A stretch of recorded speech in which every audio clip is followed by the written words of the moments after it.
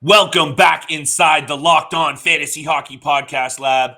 And what a time to be alive, people. The NHL world is abuzz with rumors, trades, signings, and more. And you know that you are in the right place to have it all broken down for you from a fantasy perspective. And trust me when I say today's episode is nonstop, jam-packed. Let's get it. You're Locked On Fantasy Hockey, your daily podcast on fantasy hockey. Part of the Locked On Podcast Network, your team every day.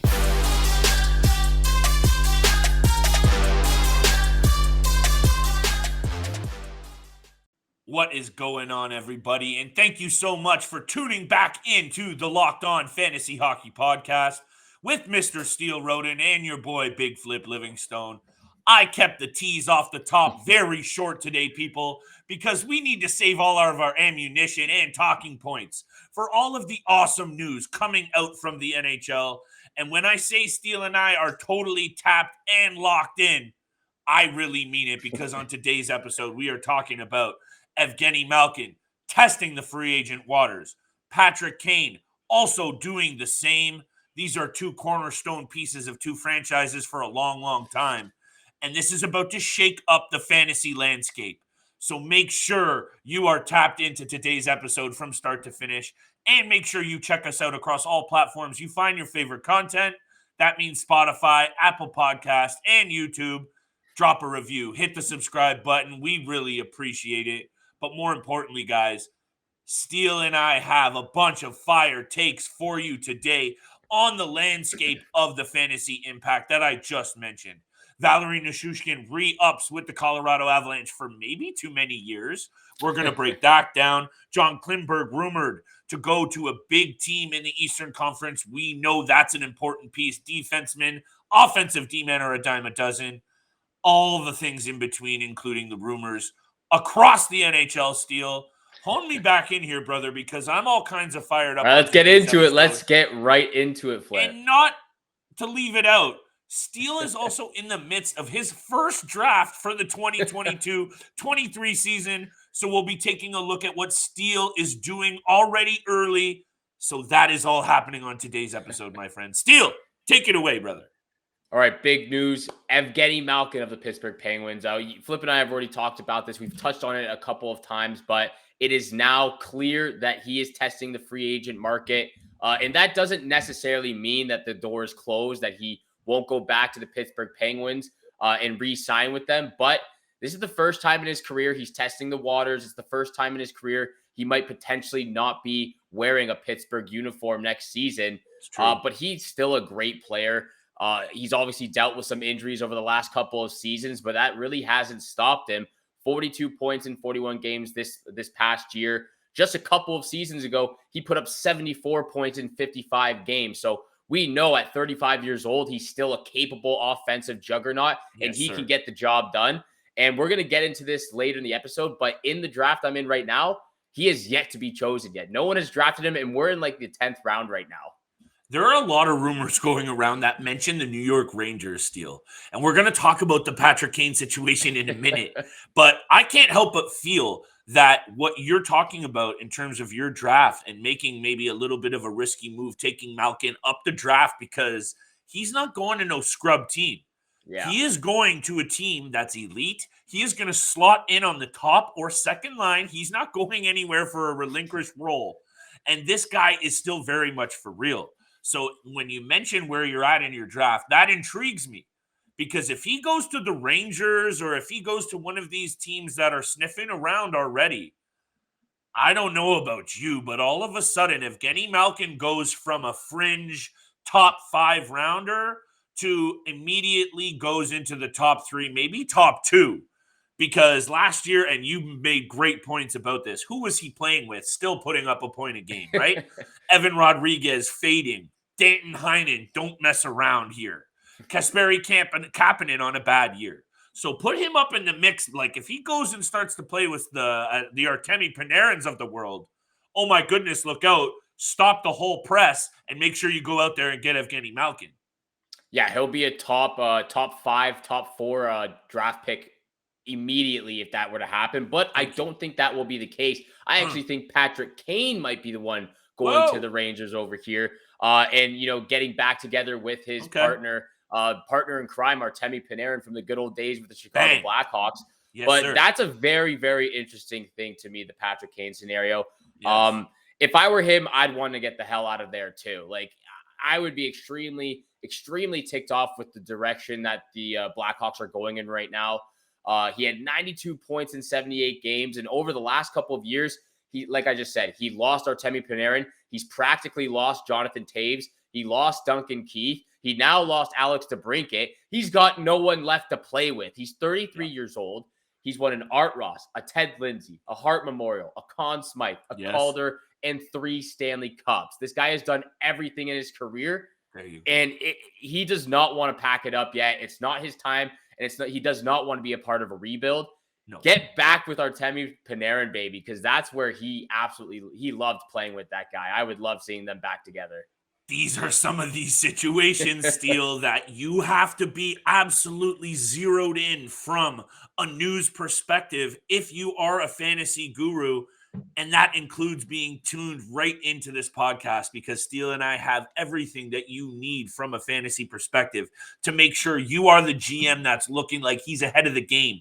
Come October, Steele's already in a draft, so we ain't messing around here. It's not even the middle of July, and my boy's in the lab here making picks. That's for the listeners out there on this show. So give us that credit. Drop us some love. Steele and I are going to drop a few of his picks later on this episode. So please hit us in the comments. Are we on point? Are we off point? I can't wait for you to chirp Steele. So let me know what you guys think about his picks. But listen, Patrick Kane, 92 points, Steele.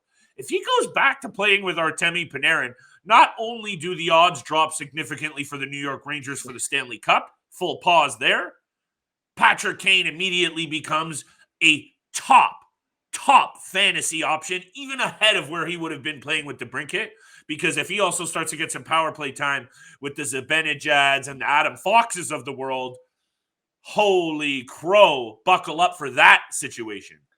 That top line and that top power play unit, just imagine if he's wearing the New York Rangers uniform next year, that top line consisting of Panarin, Zibanejad, and Patrick Kane, the power play, Adam Fox, Kane, Panarin, Zibanejad, Kreider, Patrick Kane on there too, like just everybody you could think of. So that would be an absolutely ridiculous team. They would be probably the Stanley Cup favorites, in my opinion, if they were able to land Kane.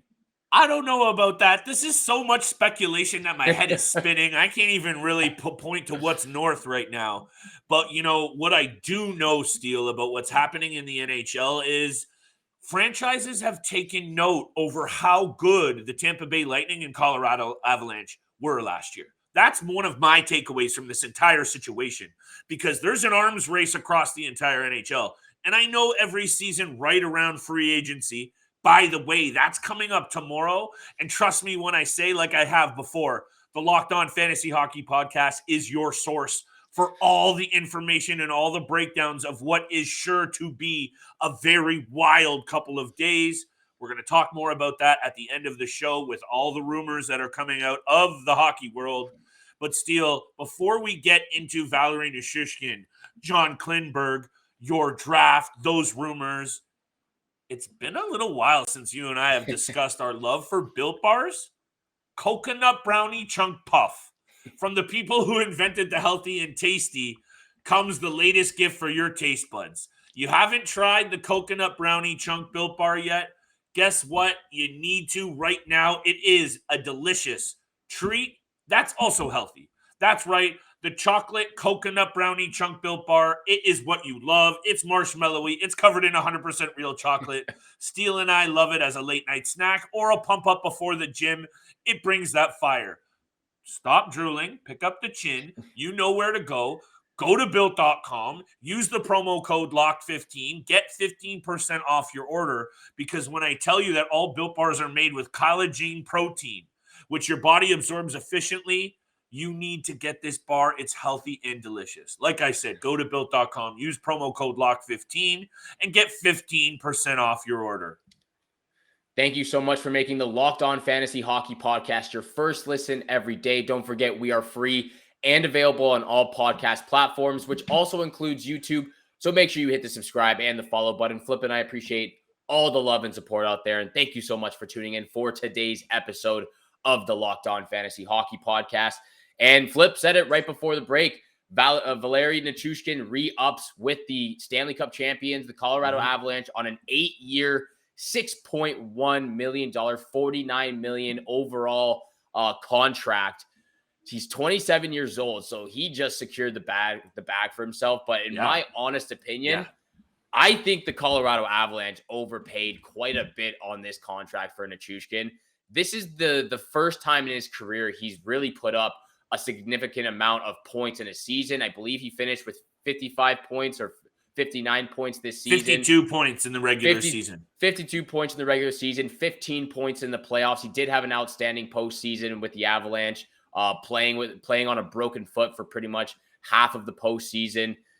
He definitely deserved a big contract, but not this big in my opinion. That's a little bit of an overpay. Yeah, this is one of those situations that these leagues steal, and I don't just mean the NHL, the NBA, NFL, they're all the same. It's the prove me, what have you done for me lately leagues?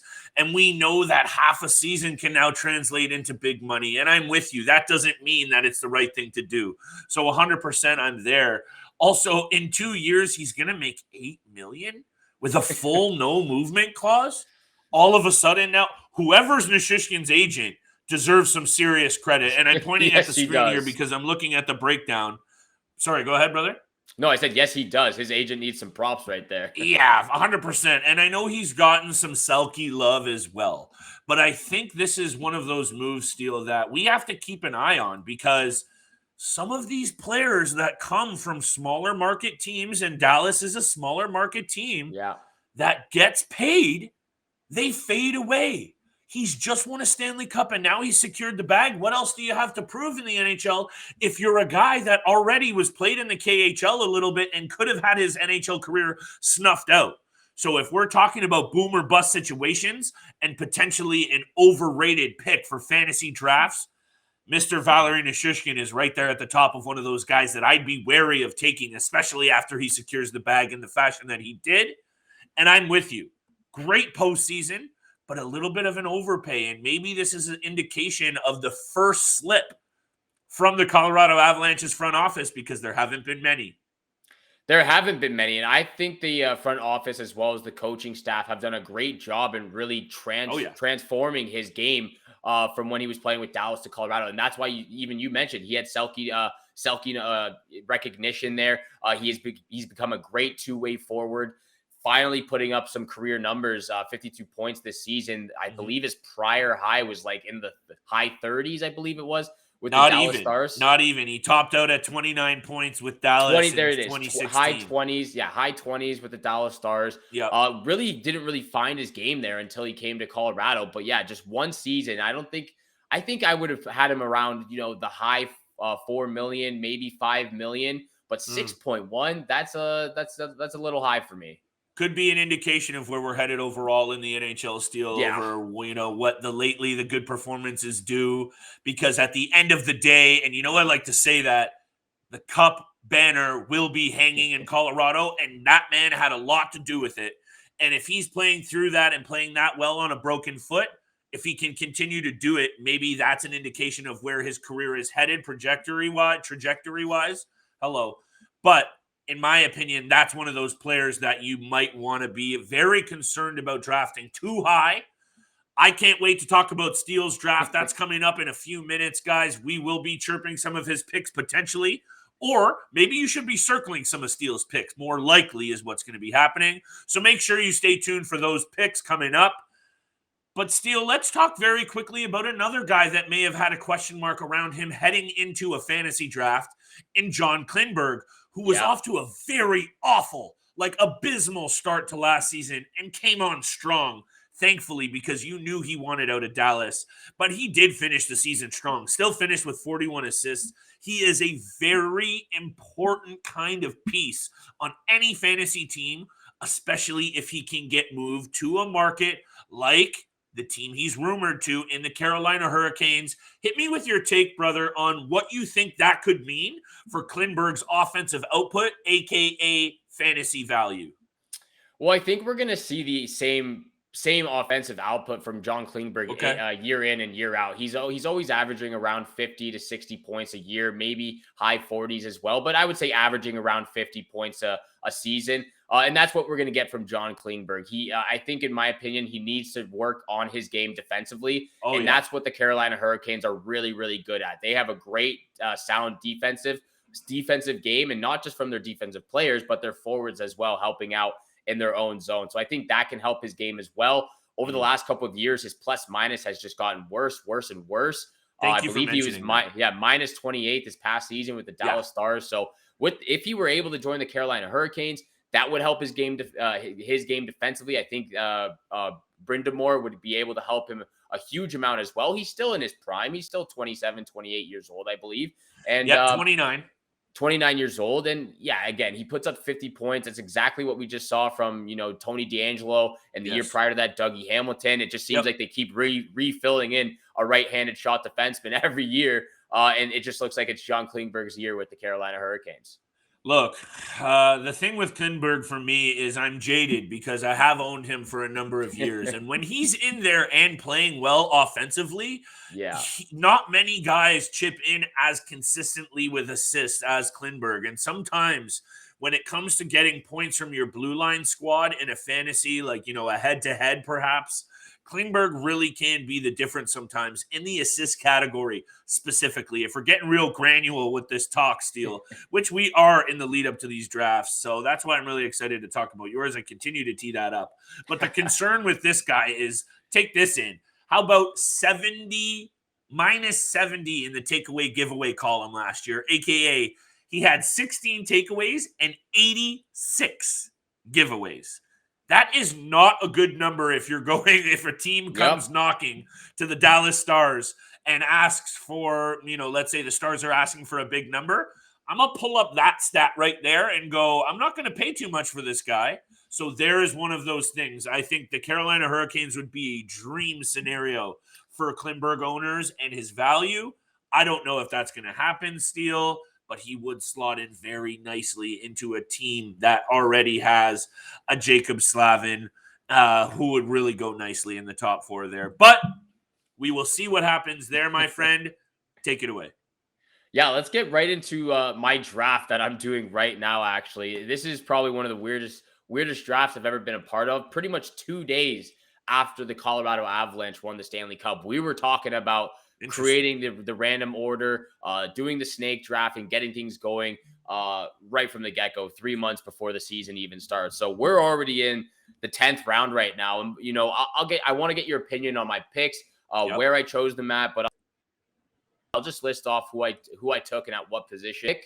Of course, Nathan MacKinnon, 4 years in a row, I've had him on my team as my first pick in the first round. So Nathan MacKinnon, my first pick, Roman Josi, my second, Mika Zibanejad, my third, Tristan Jarry, my fourth, Jake Gensel, my fifth, Chris Letang, my sixth. So I took 3 Pittsburgh Penguin players back to back. Whoa. Vladimir Tarasenko, 7th, Josh Norris, 8th, and Darnell Nurse, 9th. So I love the Josh Norris pick.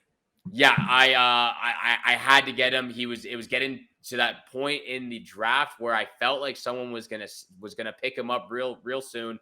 So I'm like, I have to take the chance on him. He's in his second year. He just put up 55 points. He's going to be a great addition to any fantasy team. So here is my question to set the context table for the listeners out there is I have a few questions before I talk about what I think you've done so far very quickly.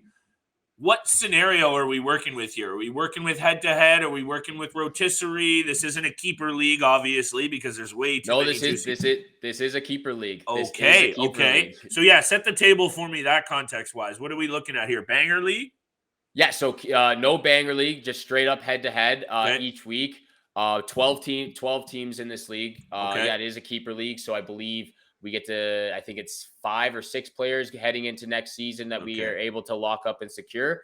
The point system is actually, it's fairly to the very easy going. Goals. Yeah, we don't even need to get into that per se. I was just more so curious about if there was some keepers to be had, because it sounds like there's a lot of juicy talent available at the top of your draft. I love the Zibanejad pick. I think you and I talked about that already. You did, You know yes. how I feel about, hey, dude, if the Rangers rumors that are going around that you and I have talked about over the last few days, Evgeni Malkin and Patrick Kane are game changers. Yes. So this is what I mean by you have to keep it locked to all the news coming out of the NHL right now, because if that happens, you immediately start to sniff around at how you can acquire these guys, or the players that will be playing around them immediately become more valuable. Exactly. And now that we're actually thinking, I believe I'm actually to make my selection. The guy before me just drafted Zach Hyman. I am on the clock right now. Here are the guys here. I'll get your take on this, actually. These are the guys. Who do we have? Who are we working with here? Working with guys right now. I've created a list for myself. I'm thinking about drafting a goalie right now. Just because I only have Tristan Jarry. I would agree. The goalie options are getting a little bit more limited, I'd say. Yes, but there are still some great names out there that I'm very surprised that have not been picked yet. First question before you tell me. Yeah. Is Ilya Sorokin available? He is not. He was drafted in the second round. Second round, he was drafted. I just expect a big year from him. I've been telling anyone who's asking me, people starting to ask Steele and I who we're looking at next season. I mentioned Brock Besser as one of those, I think, guys you can get for cheap. Yeah, he's on my list too. Thank you. Sorokin, that's why. Sorry, I just had to ask. Hit me with who's available. So here are the guys I'm looking at right now. Sergei Bobrovsky tied for the most wins last year with 39, tied with Andrei Vasilevsky for 39 wins last year. Yep. He's still available. The reigning Stanley Cup champion Darcy Kemper is still available right now, but I think most people are very wary about him not being signed to a team right now. They want to wait for the free agent market on Wednesday. Cam Talbot's still out there. He's available. And Jordan Binnington. And my top choice right now is Sergei Bobrovsky. I had him last year, and he was absolutely fantastic. Two ways you can look at this, Steele, is after Bobrovsky, the options aren't that great, as in you might be able to just wait and take them after and take a quality player ahead of them. But where I would look at this as, if you don't jump on Bobrovsky, your second options, and you've already loaded up on Penguins, start to get real thin. In my opinion, the goaltending options, and I think we can expect a bounce-back performance from the Florida Panthers this year. They're not as bad as that performance against the Tampa Bay Lightning showed, in my opinion. So I think, and you and I have talked at length about how important the goaltending situation is. I got to go Bob, especially knowing the team he's going to have in front of him. I'll put it in right now. I'll lock it in. I'll send it in the chat. Sergei Bobrovsky, my second goalie, my 10th overall pick. Done. But I agree with you. Like, that series against the Tampa Bay Lightning, obviously that was just probably the worst 4-game stretch Florida has put on in the last 2 years. Sergei Bobrovsky was an absolute stud in the regular season. And I think the Florida Panthers, I know there's been some rumors about trying to move his contract and that they were potentially going to have to retain 50% of his salary, but this guy put up 39 wins last season. They were the top team in the Atlantic Division, the top team in the NHL, besides when you look at the Colorado Avalanche after winning the Stanley Cup. Yes, sir. But in the regular season, the most goals for just an offensive juggernaut. Sergei Bobrovsky looked like he was back in his prime days. But yeah, I think I'm going to go with Sergei Bobrovsky. I'll lock it in right now, and that will be my second goalie for my team. There was a little bit of rumblings about what you were mentioning with the Bobrovsky contract and potentially the Carolina Panthers, the Florida Panthers. Hey, we're switching sports, baby. Fantasy season is crazy. But those rumors and rumblings have gone silent because they have so much invested in Sergei Bobrovsky. He is going nowhere, and for good reason. He still has it. They were very close last year, and hey, we are going to talk about some of the rumors coming around the NHL just in general in a second, because Wednesday is free agency day, aka your day to head out and subscribe to the Locked On Fantasy Hockey podcast, because Steele and I are doing it all from the fantasy perspective. Guys are on the move in the NHL. That is clear. There's an arms race in almost every division, and that means if you're a fantasy GM, wake up season is upon you. And make that money season is upon you for some futures bets. So, Steele, if a team like the Florida Panthers, who are rumored to be looking at a guy like Brent Burns, all of a sudden, some of these moves, which AKA they are, I'm not making this up. Yeah. Some of these goalies, some of these moves now start to be smarter. You now have to align yourself with the right thing. So if that happens, Steele, Bobrovsky looks like an even better pick for you. I like what we're doing here, by the way. I think we should be doing this more, talking about what you and I are doing in our leagues. This is going to be a cornerstone segment, I think, my friend. Oh, it's going to be a cornerstone segment. Every single week, we'll be talking about our draft teams. You and I are going to be in a league ourselves together, in a league together. So we're going head to head. We're going head to head. The chirps, the banter is going to be flying every single week. And the money. Even when we're not facing each other, going head to head that week, I'll still be chirping you just to see how good you're and how that's good why your we're team's friends. doing. Exactly. Just the friendly banter. It's just friendly banter. But you gotta give some heat and take the heat sometimes. Mm-hmm. But thank you so much for making the Locked On Fantasy Hockey Podcast your first listen every single day. There's so much content to come. Free agent market is happening this Wednesday. And that's what you got to keep your eyes on for your teams heading in for your fantasy drafts later in September. I know I'm doing mine early, but in the regular time in September, keep your eyes on this week because of free agent market. Make your second listen Locked On NHL. Locked On experts give you a daily 30-minute podcast on all things NHL all year long. Stay up to date on everything in the hockey world. Locked On NHL, your daily 30-minute NHL podcast. It's free and available on all podcast platforms, just like this one right here. So please hit the subscribe. Please hit the follow button. Once you do, you'll get all the latest episodes every Monday through Friday, 7 o'clock in the morning Eastern time. Thank you so much for tuning in for today's episode with Flip and I. Have a great day. Good luck with all your bets out there, and we shall see you back here again tomorrow. Peace.